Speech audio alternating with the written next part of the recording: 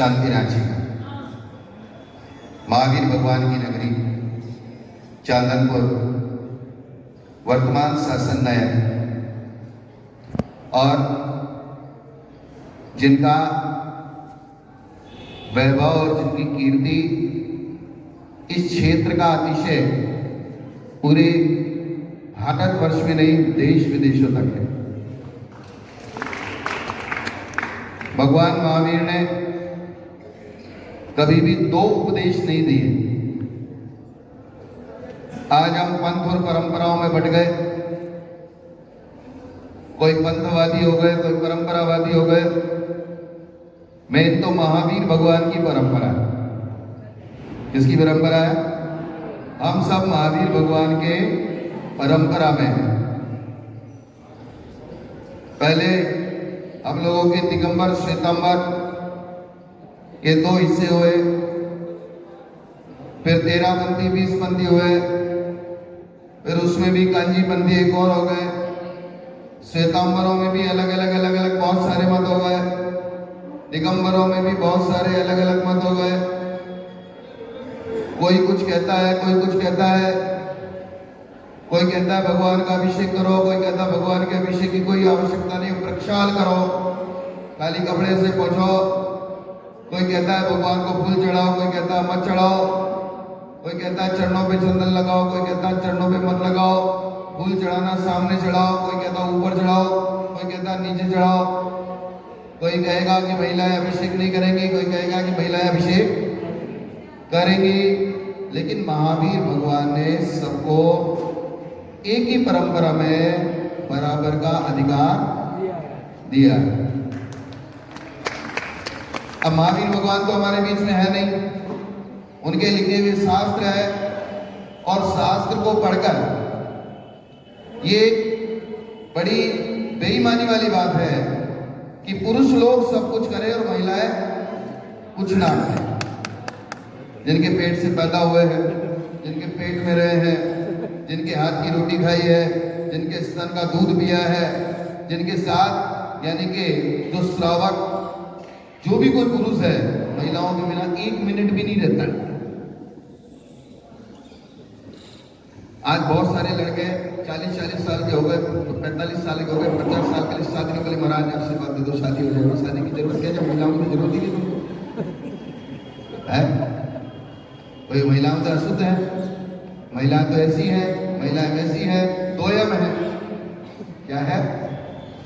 तो फिर शादी की क्या जरूरत है? खुद ही कर लो अपने वंश परंपरा की वृद्धि। ये जो प्रकृति ने जो नियम बनाए हैं, उन नियमों को हम उल्लंघन नहीं कर सकते।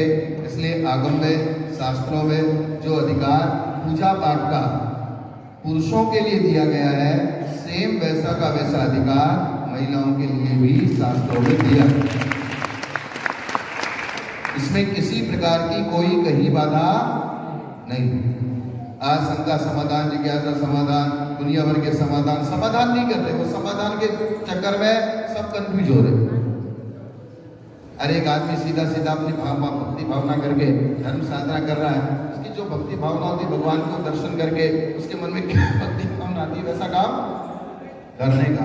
इसलिए सब वाद विवादों से रहित होके अपने को तो भगवान की भक्ति करनी है।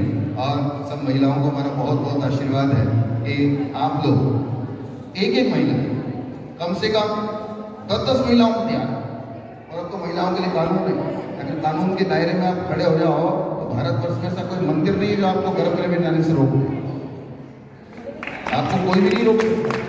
तो आपको डर लगता है तो उसका तो कोई इलाज नहीं है। ठीक है भाई, समाज है, ये है, वो है, बहुत सारी चीजें हैं, लेकिन अगर आप गर्भ मंदिर में प्रवेश करते हैं तो कानून आपकी सहायता करेगा। जैसे लड़का लड़की बालिग हो जाते हैं, पुलिस में जाके खड़े हो जाते हैं, माँ बाप कुछ नहीं कर सकते। वो कह रहे हैं कि हम शादी करेंगे, शादी होगी, पुलिस वाले उनको कानून उसको सहयोग करेगा।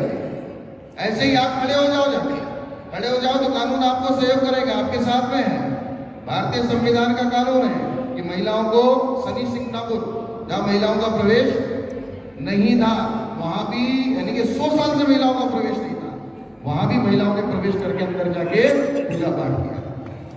लेकिन ये हमारी कमजोरी है, हम लोग ही बोले नरक कौन जाएगा, बोले अभिषेक भी करेंगे और नरक भी जाएंगे, दोनों काम नहीं करने। वो कहते हैं ना, बोले अभिषेक भी करो, अभिषेक करोगे तो कहाँ जाओगे, नरक जाओगे, फूल चढ़ाओगे तो कहाँ जाओगे, नरक जाओगे। और हर मंदिर में ऐसा कोई मंदिर बाकी नहीं है, कांची स्वामी का भी मंदिर हो तो भी वहाँ एक चित्र बना हुआ आता है जिसमें एक मेंढक फूल लेके जा रहा है, हाथी उसको पैर के नीचे दबा रहा है और वो मेंढक मर के कहाँ गया, स्वर्ग है। और तुम सब फूल चढ़ाओगे तो कहाँ जाओगे, हाँ बस तुमने सबने फूल चढ़ाया तो तुम कहाँ जाओगे, नरक में। और वो मेंढक कहाँ गया मर के, स्वर्ग गया। बस इतना सा गणित और कुछ भी नहीं है, जबरदस्ती सबके दिमाग का हलवा बना दिया।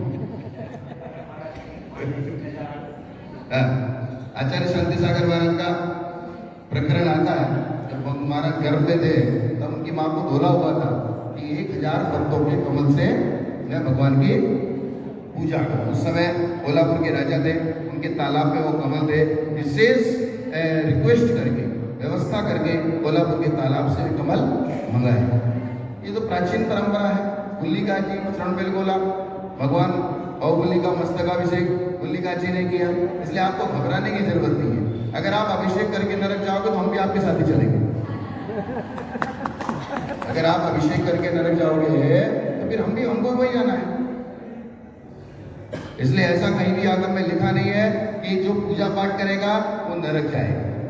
और अगर आप, रही बात शुद्धि अशुद्धि की, अगर आप अशुद्ध हैं तो मंदिर में प्रवेश भी नहीं कर सकते। मंदिर में प्रवेश हो सकता है क्या अशुद्ध अवस्था में, नहीं हो सकता। फिर आप यहाँ आके बैठे और बोले भगवान को अभिषेक करेंगे, स्पर्श करेंगे, शील में दोष लगेगा, शील में दोष देखने से भी लग जाएगा। क्या शील में दोष सिर्फ स्पर्श करने से नहीं, स्पर्श करने से लगेगा तो देखने से भी लग जाएगा। इससे लग जाएगा, देखने से भी लग जाएगा। भगवान नग्न भगवान खड़े, नग्न भगवान को तुम देखोगे तो उसमें भी दोष लग जाएगा। मुनि महाराज तुम्हारे सामने खड़े, उसमें भी दोष लग जाएगा। आहार दे रहे हो उसमें भी लग जाएगा। यानी कि ये सब बेईमानी की बातें हैं। किसकी बातें हैं? इसलिए आप लोगों को कोई बिल्कुल निशंक होके जो भी कर रहे हैं ना, उनको निशंक होके करने का, और निशंक होके करोगे तो आपको कभी कोई बाधा नहीं है। ठीक है ना? इतना ही कह के अभिषेक का टाइम हो रहा है।